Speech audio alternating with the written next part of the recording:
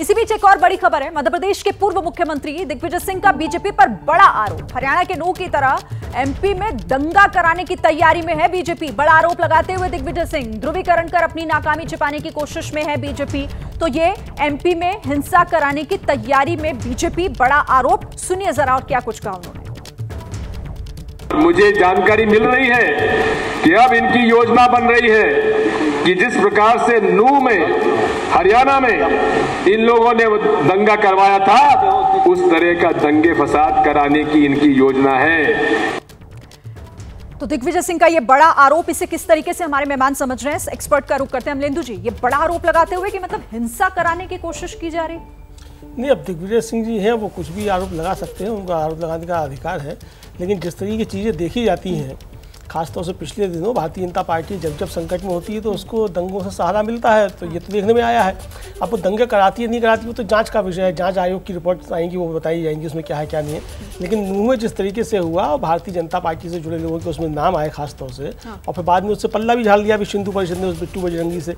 तो ये modus operandi क्या है और किस तरीके से है, कहाँ कहाँ काम करती है, ये देखने वाली चीज़ होगी। लेकिन ये बात सही है कि जब जब कहीं भी दंगे होते हैं तो उसका फायदा भारतीय जनता पार्टी को मिलता है। अब वो कराती नहीं कराती वो अलग का मसला है, वो जांच का विषय है। ठीक है, चलिए ये तो कांग्रेस के आरोप हो गए। लेकिन यहाँ पर राकेश जी, क्या ये जो रणनीति अब बीजेपी की तरफ से बनाई जा रही है, जो सर्वे कराया जा रहा है बाहरी विधायकों को राज्य में बुलाकर, कितना कारगर होगी, ये क्या समझ आ रहा है, आप कैसे काम करेंगे? सरीन जी, मध्य प्रदेश में सर्वे हो चुका है, ये संपर्क है।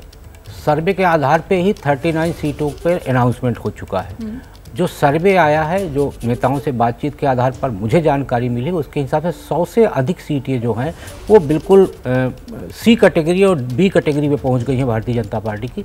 भारतीय जनता पार्टी किसी भी हालत में उन्हें बेहतर करने की कोशिश कर रही है और इसलिए उन नाराज कार्यकर्ताओं के बीच में भेजा जा रहा है जो सीधे सीधे वहाँ के मुख्यमंत्री की कार्य पद्धति को लेकर खफा है। भारतीय जनता पार्टी की रणनीति ये है कि सबसे पहले अपने को नाराज कार्यकर्ताओं को मनाना पड़ेगा। यदि वो मान गए तो मतदाताओं को मनाना आसान होगा। और मुझे लगता है ये सारी मशक्कत, जैसा भी ब्रजेश जी ने भी बताया, ये सारी मशक्कत कार्यकर्ताओं को मनाने के लिए हो रही है। ये सर्वे नहीं, संपर्क है। और इसमें भाजपा कितना सफल हो पाएगी, यदि कार्यकर्ताओं की नाराजगी दूर कर पाई भाजपा, तो मुझे लगता है जो अभी फासला है कांग्रेस और भाजपा के बीच में वो बहुत कम हो जाएगा। ठीक है, आपने बड़ी बात कही कि रूठों को मनाने की एक कोशिश है और ये सर्वे नहीं, ये संपर्क है। देखना होगा इसका असर आखिर किस तरीके से मिलता है बीजेपी को।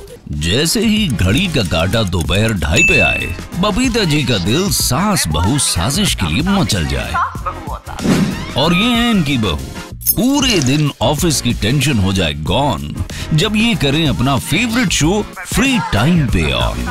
इनकी तरह आप भी देखिए अपना फेवरेट शो अपने टाइम पर और डाउनलोड कीजिए एबीपी लाइव ऐप अपने स्मार्ट टीवी पर।